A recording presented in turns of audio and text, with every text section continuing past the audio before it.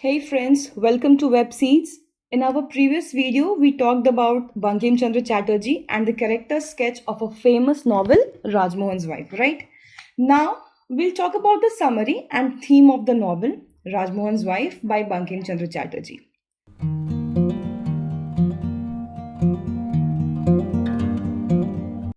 Now, the summary goes hereby. The novel begins in a secluded village called Radhaganj in the Bengal presidency, where a nameless 30-year-old woman wakes up from an afternoon nap, gets dressed, and leaves her home to visit a nearby house. Here she meets an 18-year-old woman who is already married, and the two strike up a conversation. During their conversation, the 30-year-old woman reveals her name to be Kanakmai, but she goes by Kanak. After some persuasion, Kanak convinces the 18-year-old woman to go with her to the nearby river to fetch water. Even though the young woman is afraid of her husband's reaction, she takes a pitcher and goes along with Kanak. In a different location, the two male cousins are engaged in a conversation. The older one is named Mathur Ghosh and the younger one is Madhav Ghosh. Mathur is recounting his recent arrival in Radhaganj after leaving Calcutta when they both look out the window and notice Kanak and the 18-year-old married woman returning home. Zamindar family. It all started when a young cook named Bangshi Badan Ghosh caught the attention of a woman who was managing the Zamindari estate. The woman later became his second wife in the presence of his first wife. Upon her death, the zamindari passed to Bangshi Badan's hands. He then shifted to Radhaganj and established his own estate. Now, Bangshi Badan lived his life to the fullest, and after his passing, his property was divided among his three sons. And what were the names of his three sons? Ramakant, Ramkanai, and Ramgopal. Now, Ramakant, Madhur's father, wished for his son not to receive proper English education, but to learn how to manage the estate. On the other hand, Ramkanai, Madhav's father, was known for his indolent and extravagant nature. Due to his poor financial decisions, he lost most of his property, Nevertheless, he made sure to give his son Madhav the best education he could afford, and arranged for him to marry Himangini, a poor yet good-natured woman who was the younger sister of Matangini. Matangini, Ramkanai's daughter, married Rajmohan in an arranged marriage. Later, Matangini appealed to Himangini to talk to Madhav about providing Rajmohan with a job. Himangini struggled to fulfill the task, but Madhav later spoke with Rajmohan directly and offered him a supervisor position on his estate, promising his family a house in Radhaganj. Although Rajmohan was initially infuriated by the proposal, he reluctantly accepted it and moved with Matangini to the house provided by Madhav in Radhaganj. Now, Ram Gopal, the remaining son who remained childless throughout his life, bequeathed his entire property to Madhav upon his death, under the condition that Madhav takes care of Ram Gopal's widowed wife. The story portrays the complex interplay of family relationships and the cultural norms that govern them. Now, the story shifts back to the present, where Matangini returns home and is met by an enraged Rajmohan. Despite the abuse hurled at her, Matangini silently endures until Rajmohan is somewhat softened by her tears. Eventually, Rajmohan calms down and Matangini's aunt escorts her to her chamber, while strongly scolding Rajmohan for his behavior. Meanwhile, Madhav receives a letter from his lawyer, Gokul Chandradas, informing him that his aunt Ram Gopal's widowed wife has filed a lawsuit against him. She alleges that Ram Gopal's will was forged and that Madhav has illegally obtained Ram Gopal's property. Now, Gokul reveals that he has discovered that counselors have aided Madhav's aunt in this case and that he is fighting the case with all his might. After finishing the letter, Madhav decides to meet his aunt and ventures into the zenana of his house. He calms the chaos there and asks his matron about the whereabouts of his aunt. They learn that Madhav's aunt has been spotted near the pond of Mathur's house during bathing time. Suspecting Mathur to be the supposed counselor, Madhav asks one of the women to go and ask his aunt to return. And in case she refuses, find out her reasons. The story highlights the ongoing conflicts and legal battles that threaten the stability of the family and its relationships. The story returns to Matangini, who, without eating dinner, stays in her chamber, reminiscing about her childhood with her sister. She stands up to open the window when she overhears a conversation between Rajmohan and a dacoit leader called the Sardar in the garden outside her room. They discuss planning a robbery in Madhav's house to steal Ram Gopal's will. Now, Rajmohan demands a large portion of the loot in exchange for providing the dacoit with information. To ensure no one hears them, Rajmohan checks Matangini's room to make sure she is asleep. Now, Matangini is very clever. She pretends to be asleep to avoid detection. But after they leave, she decides to warn Madhav about the planned dacoity. Matangini leaves her house, almost running into the dacoits, and manages to reach Madhav's house where she warns him of the danger. Now, Madhav arms his guards and they scare off the dacoits by howling at the top of their voices. Matangini reveals her love for Madhav and he listens but does not respond. Karuna, Madhav's housekeeper, accompanies Matangini back home, but on the way, a storm forces them to hurry. Now, when Matangini reaches home, you know what happened? Rajmohan confronts her in a rage, brandishing a knife. Now, as he is about to attack her, the Sardar and his accomplice, Bhiku, break into the room from the window and viciously attack Rajmohan, assuming he betrayed them. Now, Rajmohan explains everything, but they still plan to kill Matangini, only to find she has fled. Now, Rajmohan swears to kill Matangini. Matangini meets with Kanak and confides that she had to flee due to Rajmohan's anger and that she is in dire need of shelter. In a stroke of unexpected luck, Suki's mother offers to provide her with shelter in her relative's house. Now the scene shifts to Mathur's household, where is described as being poorly maintained. Matangini converses with Tara, Mathur's elder wife, who is 28 years old.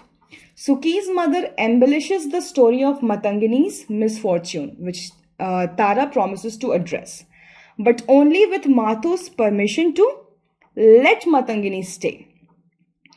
Mathur arrives a few minutes later, and after hearing Tara's request, he agrees to allow Matangini to stay in their house. However, Mathur's younger wife Champak, who is 20 years old, does not take kindly to Matangini's presence in their house and fears losing her husband's affection. An argument ensues between Mathur and Champak about the matter, with Champak persistently urging Mathur to not let Matangini stay, and Mathur disagreeing with her. The issue remains unresolved that night. Ab agli subah, the next morning, Mathur receives an unexpected visitor claiming to be Rajmohan. He comes to take Matangini back with him, claiming to have forgiven her and wanting her to return to their home. Matangini, who is weak and battered, is handed over to her husband.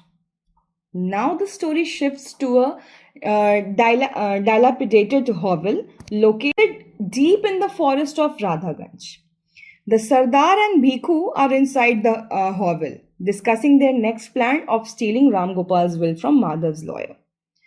Rajmohan arrives and tells them that he found Matangini in Mathur's house. The trio discuss getting rid of Matangini, with Rajmohan stating that although he hates her, his desire to kill her is gone.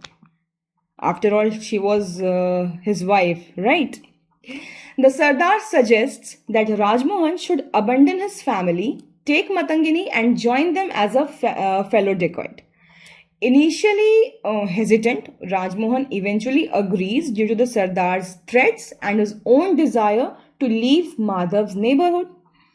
Later, after returning home and sitting down for lunch, Rajmohan asked his sister Kishori to call Matangini, whom he left in the company of Suki's mother, to escort her home. Kishori informs him that Matangini has not returned yet. Now Rajmohan gets angry and he sends Kishori and his aunt to search for Matangini, but they return empty-handed. It has been 3 days now since Matangini's sudden disappearance, and Madhav is sitting alone in his room contemplating the lawsuit from his aunt and Matangini's fate. As he stands on the balcony, unable to shake off his thoughts, Madhav notices something strange in the garden. Wielding a small sword, he ventures outside to investigate, but is suddenly attacked and kidnapped by 2 powerful men after a wild shriek.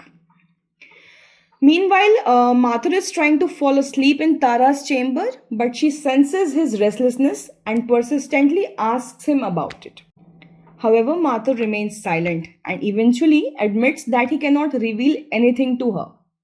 As they are talking, they hear a screech owl's shriek and Mathur rushes out of the room. Tara becomes alarmed and tries to locate him from the balcony, but he does not return for a long time, leading her to suspect that he may be involved in some foul play.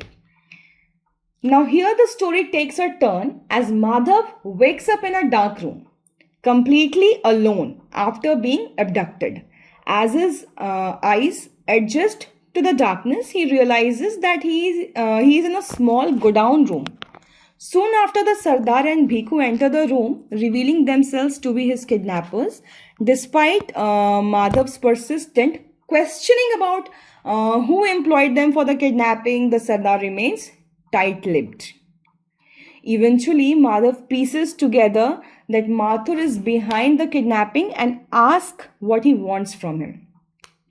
The Sardar makes it clear that it's Ram Gopal's will that they are after, and Madhav will be released only when he hands it over to them. Now, after some contemplation, Madhav decides to write a letter to his family demanding the will, with the Sardar dictating the letter's content. However, during this time, an eerie shriek can be heard coming from within the house, causing the kidnappers to become increasingly anxious, and they make repeated attempts to locate the source of the noise. But their fear eventually overtakes them and they flee the scene. With his captors gone, Madhav seizes the opportunity to escape as well. But as he makes his way out, he encounters Tara, his childhood best friend, who happens to be in the same godown. Tara reveals that she became suspicious when she heard the noise and came to investigate. After some discussion, Madhav confides in Tara about everything that has happened. Now the two of them then decide to investigate the source of the unerring shriek. After some searching, they discover a small door which leads to a staircase. They climb the stairs, eventually finding another door that they manage to open after a few failed attempts. Inside the room, they find a bed with a woman lying on it. The woman is none other than Matangini, who had disappeared 3 days earlier. Now, as the story progresses, a small flashback reveals how Madhav and Tara became best friends during their childhood.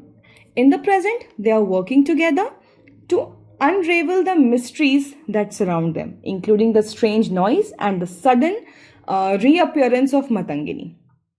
Madhav and Tara successfully rescue Matangini from the godown where she was kept trapped.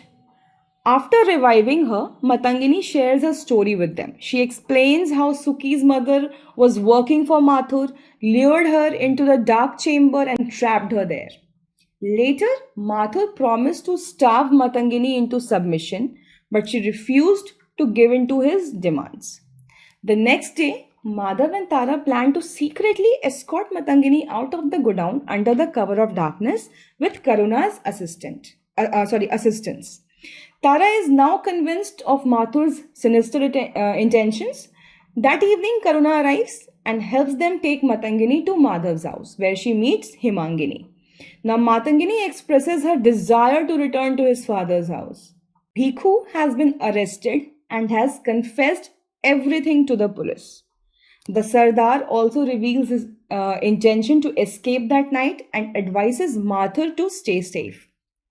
After returning to his room, Mathur plans to bribe the police to force Bhikhu to retract his confession. He also starts contemplating on how to handle the newly appointed Irish magistrate. However, Mathur is caught off guard when a law officer arrives to meet him and reveals that Bhikhu's confession was heard by the Irish magistrate and that they are preparing to arrest Mathur. Mathur is left stunned and uncertain about what to do next.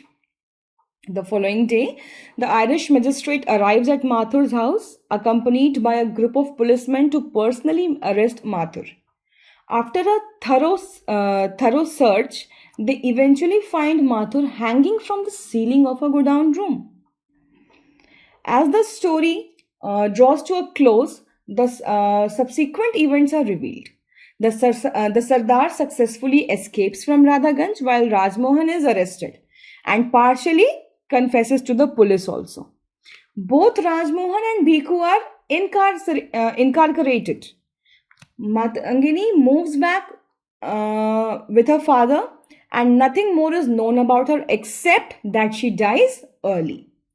Tara, mourning for her husband's death, lives to an old age and is mourned by many when she passes away. The fate of others, such as Madhav, Champak, and the rest of the characters remain obscure, with some presumed dead and some still alive. Now, what are the themes that are explored in the novel? It explores various themes, including gender roles and expectations, love and relationships, rebellion and revolution, social norms and traditions, and last but not the least, freedom and independence. Thank you. I hope you liked the video.